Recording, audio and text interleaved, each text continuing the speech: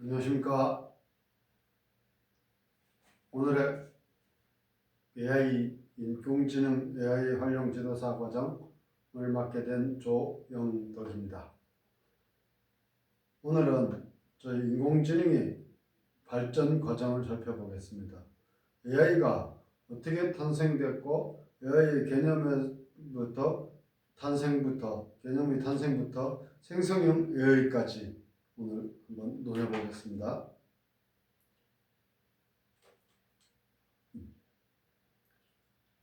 우리가 왜 AI의 발전 과정을 배워야 할까요? 오늘날의 AI는 한 번의 발명으로 탄생된 것이 아니라 실패와 재도전, 데이터와 컴퓨팅의 발전에 쌓여서 만들어진 결과입니다. 이해를 하자면 과거를 알면 현재 AI의 강점과 한계를 더 잘 이해할 수 있을 겁니다. 비교해보자면 규칙 기반의 AI와 학습 기반의 AI의 차이를 쉽게 구분할 수 있을 겁니다. 그럼 이 규칙 기반의 AI가 무엇일까요? 규칙 기반의 AI와 학습 기반의 AI는 문제를 해결하는 방식의 근본적인 차이에서 비롯됩니다. 쉽게 비유하자면 규칙 기반은 정해진 매뉴얼대로 행동하는 직원이고, 학습 기반에는 수많은 경험을 통해 스스로 요령을 터득하는 전문가와 같습니다. 규칙 기반 AI를 말하면 인간 세상의 논리와 규칙을 직접 컴퓨터가 이해할 수 있는 언어로 가르치는 방식입니다. 우리 작동 원리를 보자면 사람이 미리 정의한 명시적인 규칙에 따라서 결정을 내리게 됩니다. 예를 들면 만약 비가 오고 온도가 5도 이하라면 추운 날씨라고 지정을 해놓으면 이 추운 날씨라고 정의하는 식입니다. 장점이 있다면 결과가 도출된 과정이 매우 투명하며 왜 그런 답이 나왔는지 설명이 가능합니다. 단점은 규칙이 너무 복잡해지거나 예외의 상황이 많아지면서 사람이 일일이 수정하기 어렵습니다. 사진 속의 고양이를 구별하기 위해서 수천 개의 특징 규칙을 직접 적는 것이 한계가 되는 것입니다.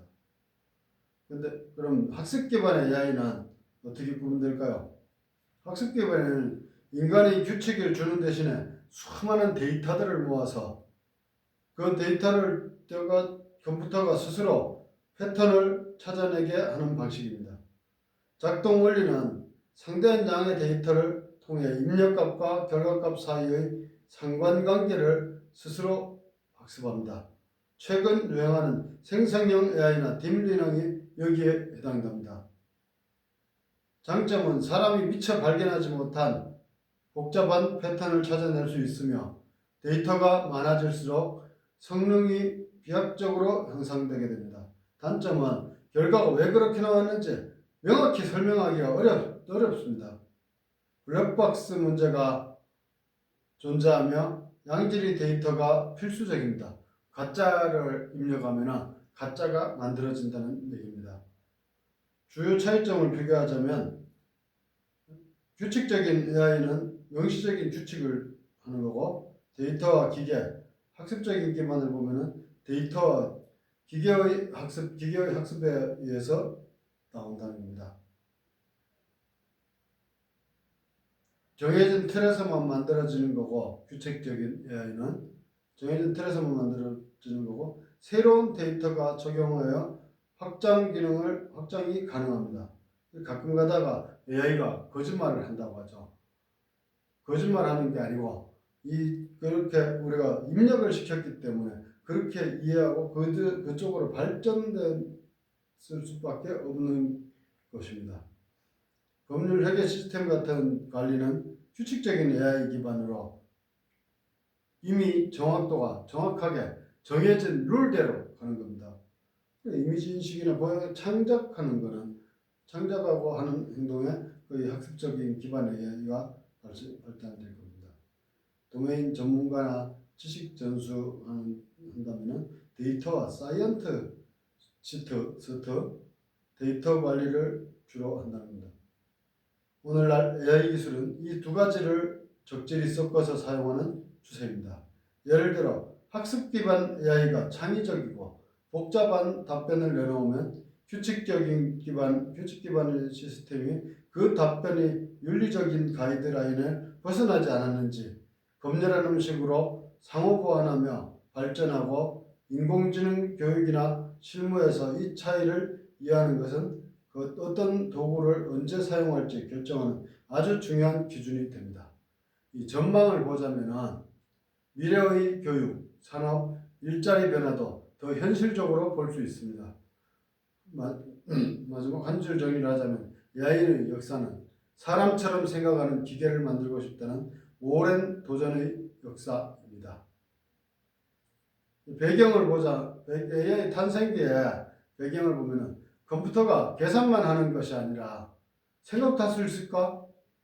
하는 질문으로 시작된 것입니다. 앨런 튜링은 기계가 지능적으로 보일 수 있는지 질문했습니다. 1956년 다트몬스 회의에서 인공지능이라는 이름이 본격적으로 쓰여졌습니다. 핵심적인 질문을 보자면 기계도 사람처럼 사고할 수 있는가? 화두였습니다.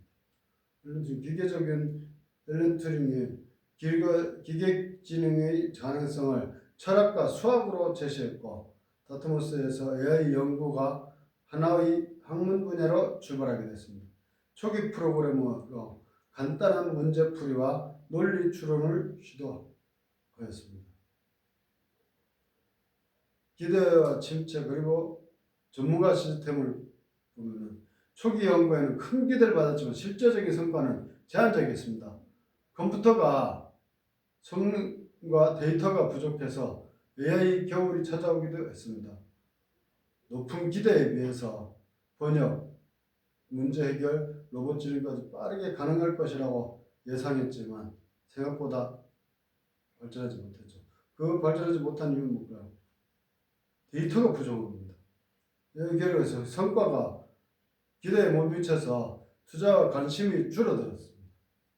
전문가 시스템이 나오면서 1966년도에 시작돼서 1974년 80년을 거쳐서 이제 87년도까지 전문가가 규칙을 넣어서 판단하도록 설계했습니다. 규칙이 많이 나오면 똑똑해진다는 방식에 가까웠습니다. 근데 하지만 세상이 복잡할수록 규칙만 가지고는 한계가 컸습니다. 컸던 게 현실입니다. 그리고 기계가 학습하면서 부상하기 시작한 거죠. 규칙을 일일이 입력하기보다 데이터에서 패턴을 스스로 배우게 하자. 데이터는 많은 사례를 모아서 학습 재료로 사용하게 하게 된 거죠. 알고리즘으로 통계와 수학을 기반으로 패턴을 찾기 시작했습니다. 컴퓨팅은 컴퓨터 성능 향상으로 학습 속도가 증가됐고 요즘은 컴퓨터보다도 이런 휴대폰이 더 빠르죠. 성과는 음성인식과 검색, 추천, 정확도의 향상이 되었습니다. 이 시기에 AI는 규칙의 시대에서 학습의 시대로 이동하게 된 것입니다.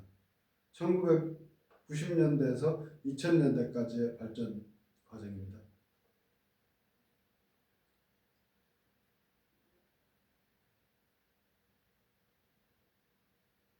기대 침체 시기를 보자면은 1960년대부터 1980년대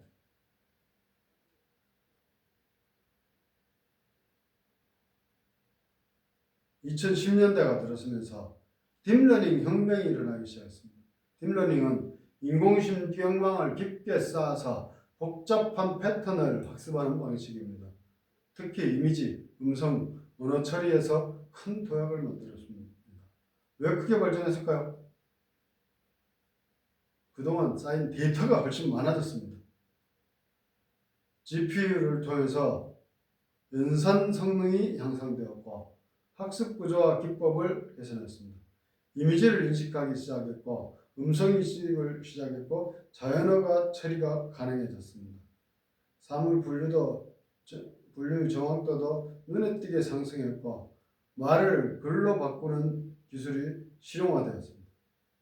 번역과 요약, 원장 예측, 품질이 급상승하기 시작했습니다. 대표적으로 보면은 1912년 이미지 인식 대회에서 딥러닝이 강력한 성능을 보이며 전환점이 됐습니다. 만약에 생성형 AI 시대를 맞이한 2020년대에는 AI가 이제는 답을 고르는 수준을 넘어서 글, 그림, 코드, 음성까지 만들어내기 시작했습니다. 대규모 언어 모델이 나오기 시작했고 방대한 문장을 학습해 질문과 요약, 글쓰기 수행, 그리고 멀티모달 AI로 텍스트뿐만 아니라 이미지, 음성, 영상까지 다 만들어낸다. 요즘 그림 그리는 거 힘들게 안 하죠.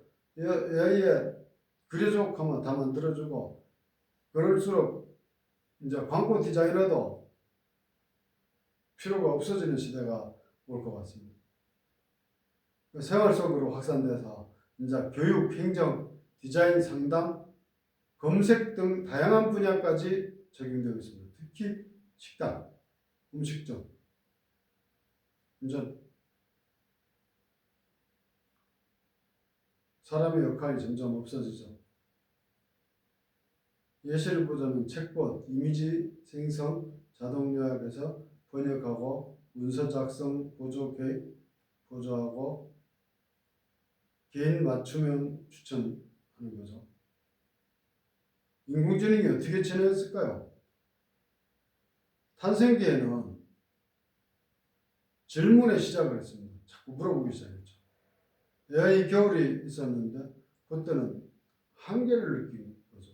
데이터가 부족했습니다.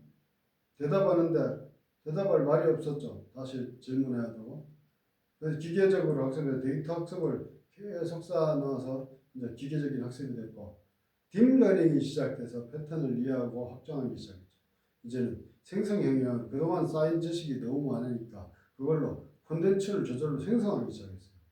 결론적으로 AI 발전은 규칙을 넣는 기술에서 데이터로 배우는 기술, 그리고 새로운 결과를 만드는 기술로 확장되어 왔습니다.